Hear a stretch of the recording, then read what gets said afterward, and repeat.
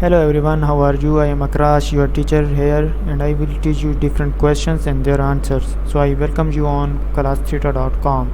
So our today's question is: a company manufactures a variety of products which all use the same parts. Currently, the company manufactures the part itself. It has been producing 9,000 parts annually. The annual cost of producing the part of the level of 9,000 parts include direct material 3.0 dollar direct labor $8.0 variable manufacturing overhead $4 fixed manufacturing overhead $3 total cost $18. All the fixed manufacturing overhead costs would continue whether the part is made internally or purchased from the outside supplier. Assume that company can purchase 9,000 parts from an outside vendor of $20 each. That and the facilities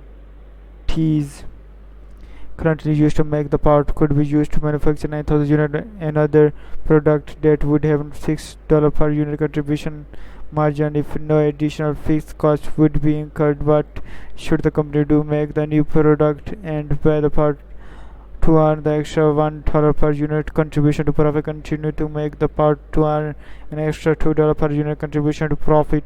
Continue to make the part to earn extra $1 per unit contribution to profit. Make the new product and buy part to earn extra $4 per unit contribution to profit. And the answer of the question is: to determine the best course of action, let's compare the cost of contribution margin of the two options. First, continue to make the part cost per unit $18, contribution margin per unit 0.00 into 20.0 minus 18.00.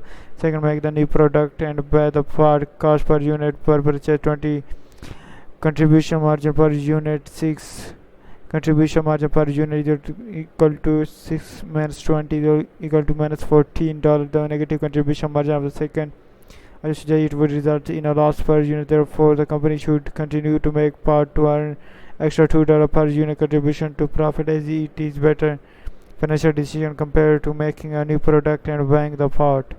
Thank you for watching the video. If you have any question related to this video, please post a comment below.